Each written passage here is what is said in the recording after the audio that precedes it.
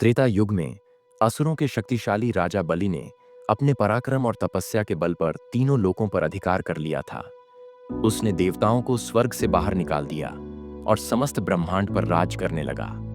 राजा बलि न केवल पराक्रमी था, बल्कि वह बहुत दानवीर और धर्मपरायण भी था।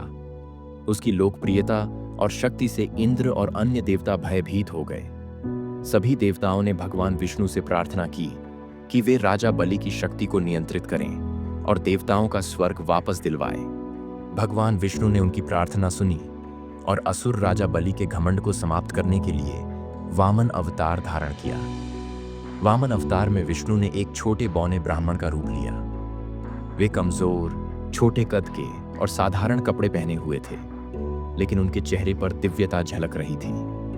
उसी समय राजा बलि यज्ञ कर रहा था और यज्ञ में किसी भी ब्राह्मण को दान देने की परंपरा थी। वामन ब्राह्मण राजा बलि के पास पहुंचे और उनसे 3 पग भूमि का दान मांगा।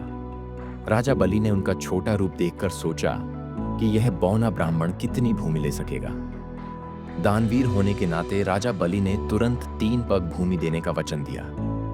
जैसे ही राजा बलि ने वचन दिया, वामन ने अपना विराट रूप धारण कर लिया। उन्होंने पहला पग बढ़ाया और पूरे पृथ्वी लोक को नाप लिया। फिर दूसरे पग में उन्होंने आकाश और स्वर्ग लोक को नाप लिया। अब तीसरे पग के लिए कोई जगह नहीं बची। तब राजा बलि समझ गए कि यह कोई साधारण ब्राह्मण नहीं है, बल्कि स्वयं भगवान विष्णु है। बलि ने विनम्रता से भगवान विष्णु के सामने अपना सिर झुका दिया और कहा, हे प्रभु, तीसरा पग मेरे सिर पर रखकर अपना वचन पूरा कीजिए। भगवान विष्णु ने तीसरा पग राजा बलि के सिर पर रखा और उसे पाताल लोक का राजा बना दिया। बलि को पाताल लोक का शासन देकर भगवान विष्णु ने उसे अमरता का वरदान भी दिया, क्योंकि उसने दानवीरता और विनम्रता दिखाई थी।